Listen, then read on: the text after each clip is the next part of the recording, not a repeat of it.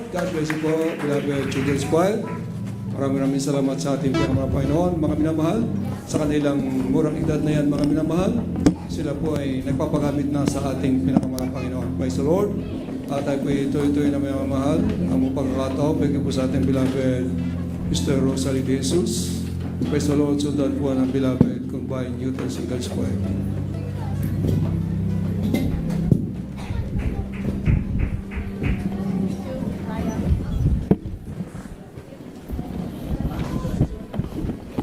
Hallelujah, praise the Lord. All the highest praises, thanksgiving, and glory belongs to our Lord Jesus Christ.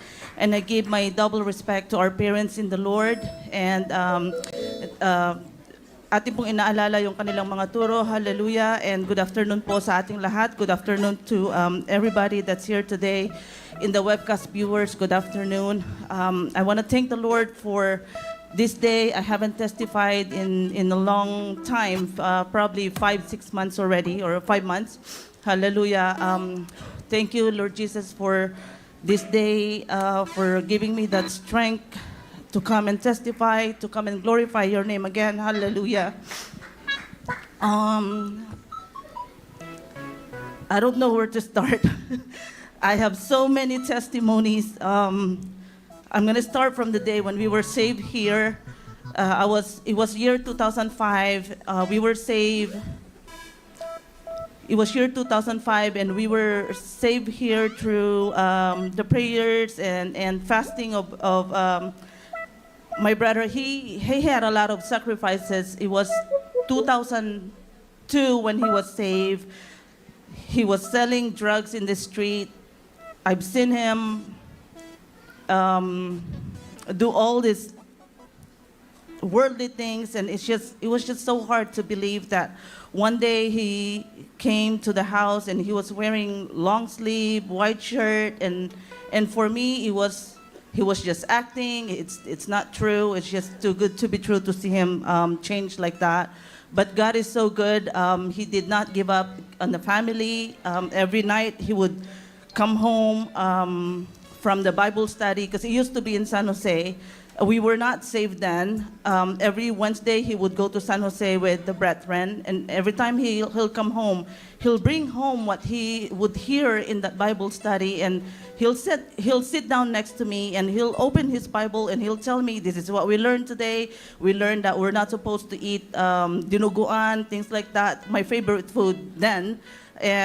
And I said, where? So I like to debate with him. The sister that testified earlier, that's my youngest sister. And like she mentioned, we do debate, and we were debating about the Bible. I wanted to prove him wrong, but at the end of the conversation, he's always right.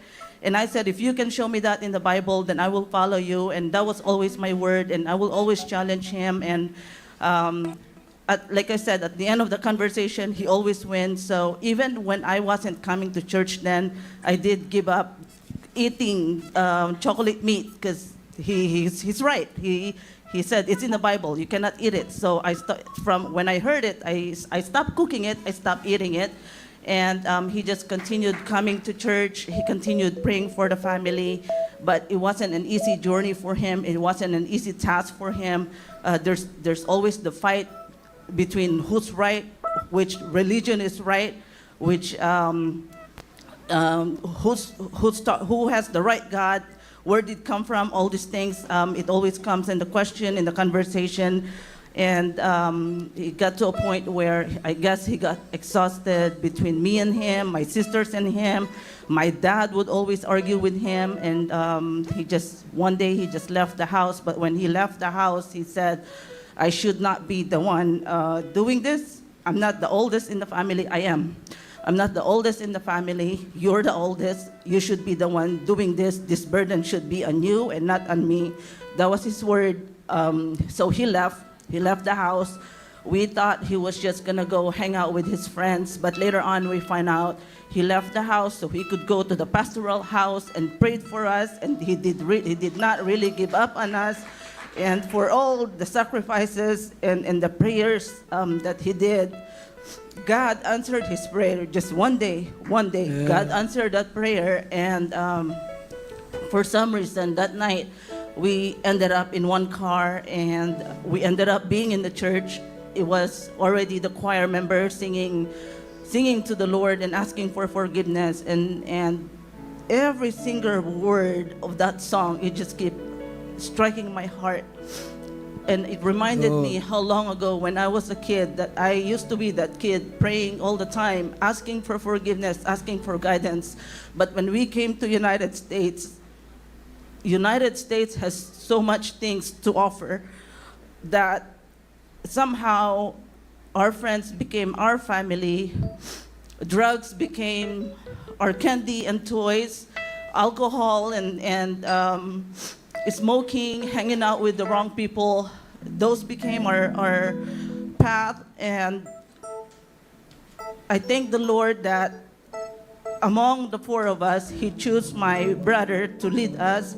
And here we are. My sisters are already here. We were baptized in the name of the Lord. We changed. But that journey also wasn't an easy journey. As we come to this church, we lost a lot of friends. We no longer have the same interests as they do. We no longer like alcohol. They like alcohol. We were separated from our old friends, but God replaced them with true friends. God replaced them with true brethren. God replaced them with loved ones. So I really want to thank the Lord for that. Pero hindi po mawawala yung mga persecution. Of course, you change and people will start asking you, oh, you look like you don't color your hair anymore, you don't wear these things anymore, you look old now, things like that. But what I learned in this ministry is those questions, when they start asking me, it becomes a door of a testimony. So I learned to testify not only in church, but I learned to testify among the people who question the way I look. When they ask me, just like the other week lang, when they ask me, Rose, we noticed you don't wear pants. Why is that? And it becomes a door of testimony. Then I will start testifying and sharing the goodness of the Lord. This is the story behind that. This is that. And if you go through what I went through, would you go back? And at the end, they always say, God bless you. And yun po, lahat, if they scrutinize or they see things unusual in their eyes, they question me. I thank the Lord for that because it becomes an open door. Makakapagpatutuo na ako, like, oh, you question that. This is the story behind it. So God always make a way for me to share the goodness of God. As I continue on coming to this church, nandun po yung dysmenorrhea ko noon. Prior to coming to this church, I had dysmenorrhea, I had migraine, I had a lot of things going on physically. I did not know that in this church, I was seeing this, Jesus saves, Jesus heals, but I wasn't paying attention to that. I just knew that I had to come to this church because this is where my brother is. So as I continue on coming, I wanted to know more about the Lord. I said, I'm going to fill my days going to different churches. So I was going to different churches, and as I was going to different churches, I realized this is where all the promises of God is manifesting. This is where the miracles are manifesting. Lahat po ng promise niya in the Bible, nandito po nangyayari. So, nandun po na I started letting go of other churches, and even up to this day, 2005, it's already 2026, still I am here testifying the goodness of the Lord because this church is true. This church is where God is taking care of me, and I always testify, God aligns every single tiny stars in my life. Nandun na you're asking questions, Lord, why is this so hard? Why is this and that? But sometimes those hardship, talagang nilaan, those hardship, those are there not to put you down, but to strengthen you. So yun po yung, as I journey in this church, as I journey in this life, those are the things that I realize.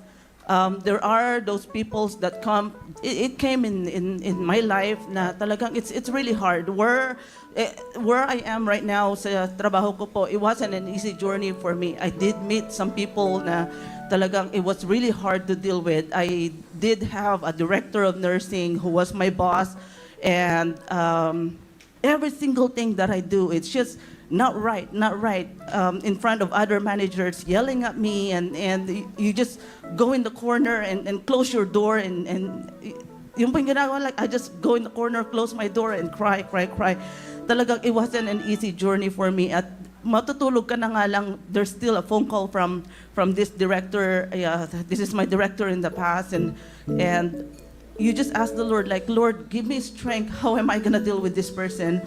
And continuously lang po, and then one day, they changed the director again, and you're gonna be with a different director, and it wasn't an easy journey until one day I realized God gave me those people. I have to meet these people so that I will become a stronger person, so that I will become a better person, and so that I will become strong and able to face the world. It's not the world out there. It's not really an easy world. It's you'll see people, you'll see different people, you'll meet negative people, and once you do,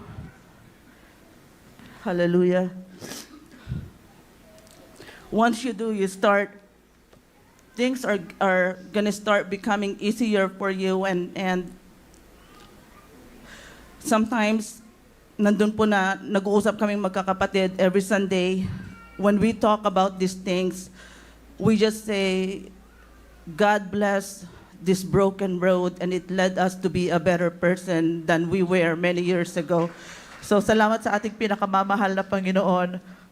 Last December po, our family lost a loved ones, and it took me a while. It took me a while to recover. It took me a while not to understand things. I do understand it. But it took me a while to grieve. I couldn't speak. I don't want to talk. The grieving process was just too hard. This person was my confidant. When I came to United States, my mom was not with me. She became like a mother to me. Every time she'd see me on weekends, I was still in high school. Every time she see me on weekends, she would always remind me, you're the oldest in the family, take care of your siblings. You have to be a parent to them. And I did. And I know I never failed in doing that. There are times when my siblings cry. There are times when I cannot answer their questions. And I always say, it's okay. Just focus on the future. Focus on where you guys want to be. It's okay.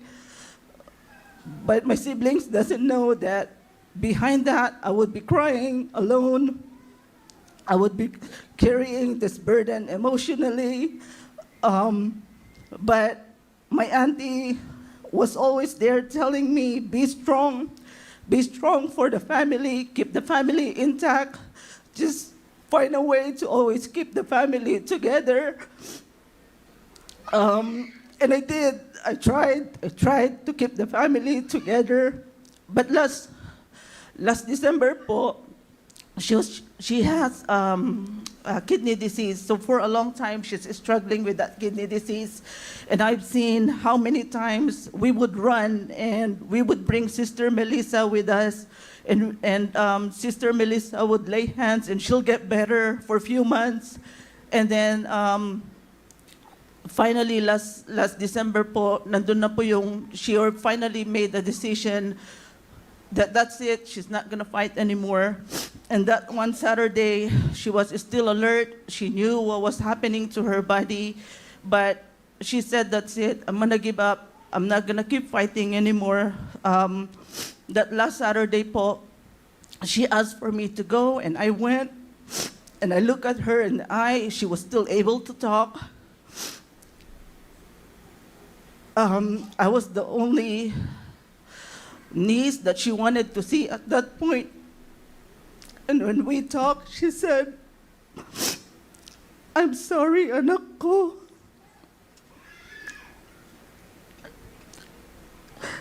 This is how far my body can fight. This is life. It's very short.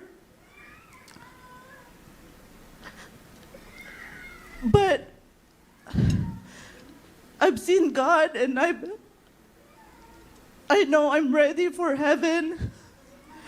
And she was talking about her favorite color is red. And she was talking about heaven is beautiful. I only see the color of white and blue.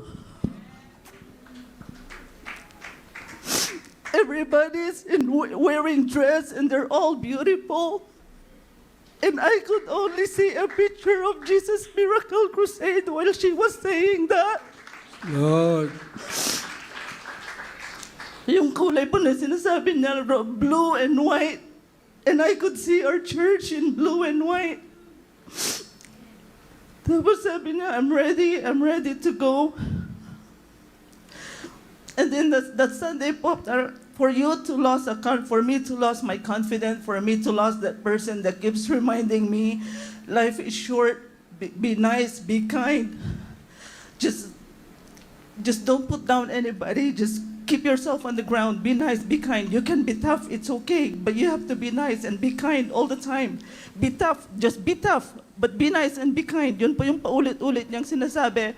And I really want to thank the Lord that she was able to cross this life na after that po, she's really ready.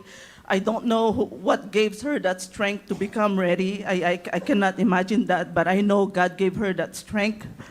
I thank the Lord for all the prayers na she passed this life very calmly. And after that po, talagang I became very quiet. I couldn't digest the grieving, there's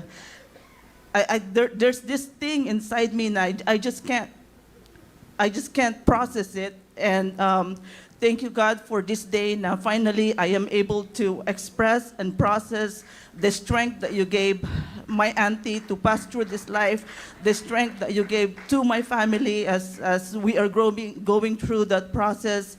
And I really want to thank the Lord sa lahat ng kanyang pagmamahal, and all the highest praises, thanksgiving and glory belongs to our Lord Jesus Christ. Amen, praise the Lord. God bless you, beloved Rosalie De Jesus. Pinagpalang